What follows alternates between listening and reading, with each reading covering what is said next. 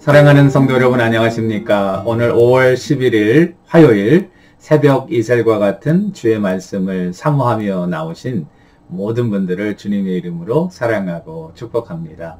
우리가 오늘 같이 상고할 말씀은 사무엘하 7장 1절에서 3절까지의 말씀입니다. 사무엘하 7장 1절에서 3절까지의 말씀 제가 대신 봉독해 올리도록 하겠습니다. 여호와께서 주위의 모든 원수를 무찌르사 왕으로 궁에 평안히 살게 하신 때에 왕이 선지자 나단에게 이르되 볼지어다 나는 백향목 궁에 살거늘 하나님의 궤는 휘장 가운데 있도다. 나단이 왕께 아뢰되 여호와께서 왕과 함께 계시니 마음에 있는 모든 것을 행하소서 하니라. 이것은 우리에게 주시는 하나님의 말씀입니다. 오늘 말씀 7장, 이 사무엘하 7장은 사무엘하 전체의 피크입니다. 그리고 아마 다윗의 인생에서 피크가 아닌가 이렇게 생각합니다. 이제 그 다윗이 이스라엘과 유다를 통합하고 명실공히 이스라엘의 전체 왕으로 부름을 받고 그간 첫 번째 사건은 여부스 족속을 몰아내고 그 성을 예루살렘성, 다윗성, 시온성으로 만드는 사건이었습니다.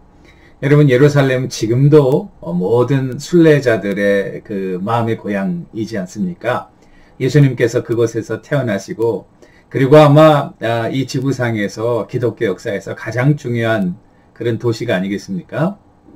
이 도시가 처음서부터 그렇게 유명하고 알려진 도시가 아니고요. 이방 민족들, 여부스 족속들이 살았던 곳이에요.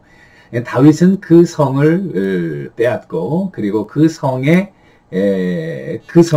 예루살렘성, 다윗성, 시온성이라고 하고 그 성을 빼앗은 다음에 점령하고 그 다음에 한 일은 성막을 옮겨오는 일이었습니다. 우리가 지난 주일에 살펴봤죠. 성막을 옮겨오는 일.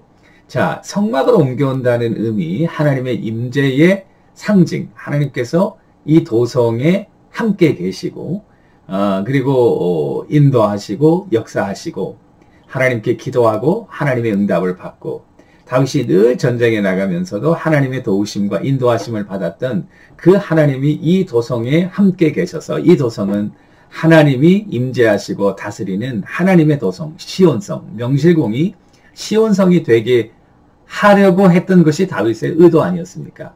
자, 오늘 이제 그와 같은 성막을 옮겨온 것도 대단한 일인데 오늘 말씀해 보면은 그 성막이라는 것이 이동식 성전 아닙니까? 그 movable tent or temple 이렇게 해서 우리가 광야 시절에 이스라엘 백성들이 광야에서 막 돌아다닐 때에 한 곳에 집을 질 수 없으니까 이렇게 다 조립식으로 만들어서 성막을 분해했다가 조립했다가 구름을 따라 그렇게 이동하지 않았어요.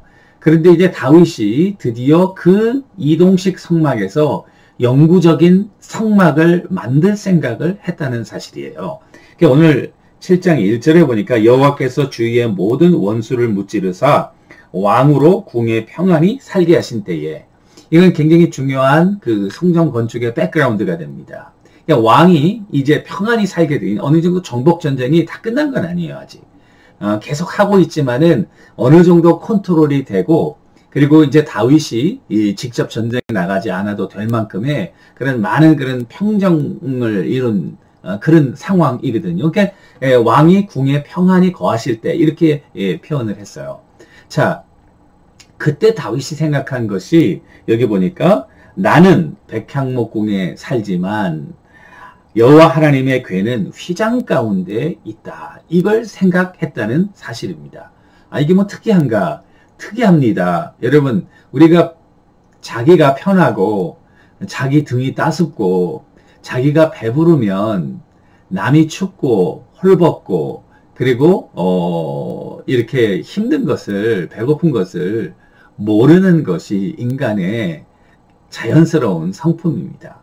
인간이 꼭 나빠서라기보다도 인간이 그렇게 연약한 존재이잖아요. 우리가 내 입장에서 늘 생각하게 되고, 내 입장으로 다른 사람을 보게 되고, 그렇게 되지, 다른 사람의 입장, 내 입장을 떠나서 다른 사람의 입장에서 보기가 그렇게 쉽지가 않다고요, 여러분.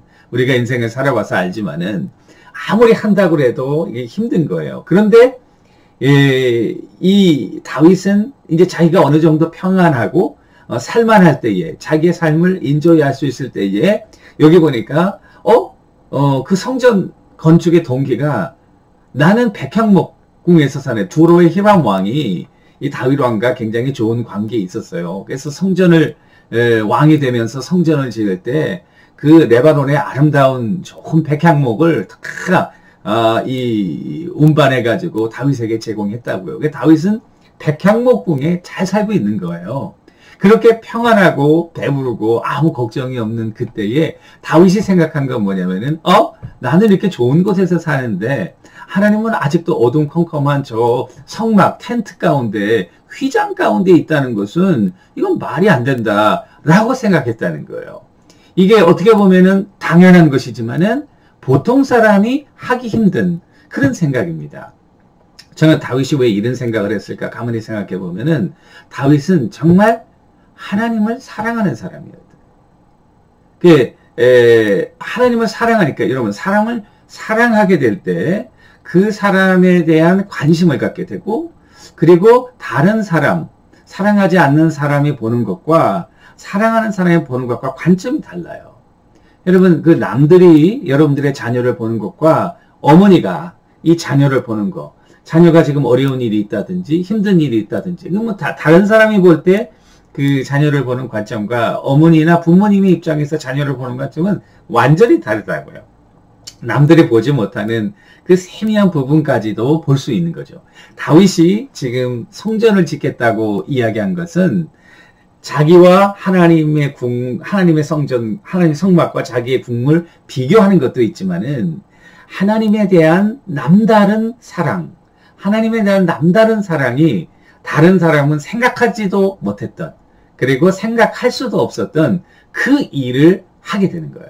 그 일이 뭐냐면 바로 성전을 건축한다는 거예요. 하나님이 성전을 건축한다는 것은 성막을 예루살렘 성전으로 모셔오는 것과 기본적으로 생각은 같습니다. 이 도성의 왕은 내가 아니라 하나님이라는 거예요. 하나님이 이곳에 임재하셔야 된다는 거예요.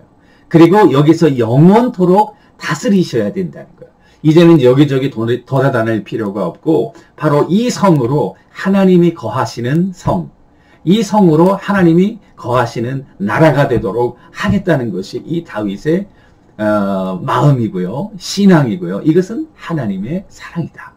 저는 그게 얼마나 충성한 사람입니까?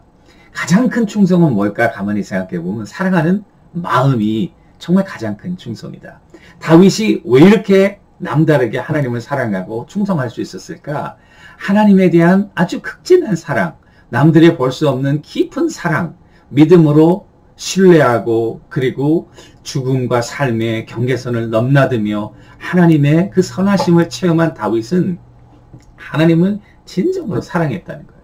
그래서 이 나단 선지자에게 그 얘기를 하니까 나단 선지자가 하나님이 함께 계시니까 원하는 대로 하라. 그렇게 한 거예요. 그러면서 그 밤에 하나님께서 나단 선지자에게 나타나서 뭐라고 말씀하시냐면 내가 언제 성전을 너희들에게 건축하라고 명령한 적이 있냐?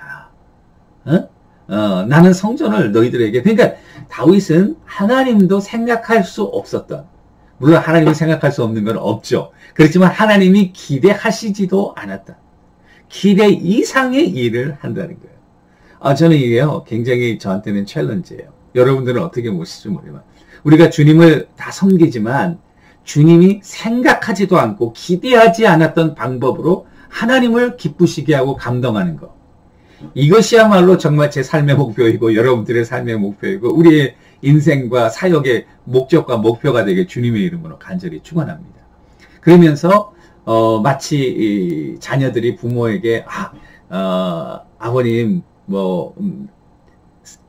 일생 동안 고생하셨는데 내가 살집을 하나 마련해 드리겠습니다. 그래서 그 살집을 하면 아들이 돈을 벌어서 아버지한테 해주면 아버지가 고맙다 그러고 이렇게 덥석 받아서 거기서 사는 부모도 있겠지만 대개 부모들은 야 나는 괜찮다 내가 뭐 그 이제 다 살고 그거 살만한데 이 집도 좋다 뭐 이렇게 말씀하잖아요. 그러면서도 아버지의 마음이 어떻습니까? 야 얘가 정말 나를 사랑하는구나 나를 위하는구나. 그래서 마음이 흐뭇하지 않겠어요? 오늘 다 하나님의 마음이 너무 흐뭇한 거예요. 그래가지고 다윗에게 무슨 약속을 하냐면은 내 모든 원수들을 내가 다 멸하고 너를 존귀하고 위대한 자로 만들어주고 네가 나의 집을 짓는 것이 아니라 내가 너의 집을 지어주겠다. 그래서 다윗 왕가가 이제 탄탄하게 되는 거예요. 너의 집을 지어주겠다는 것은 데이비드 다이내스티를 만들겠다는 거예요.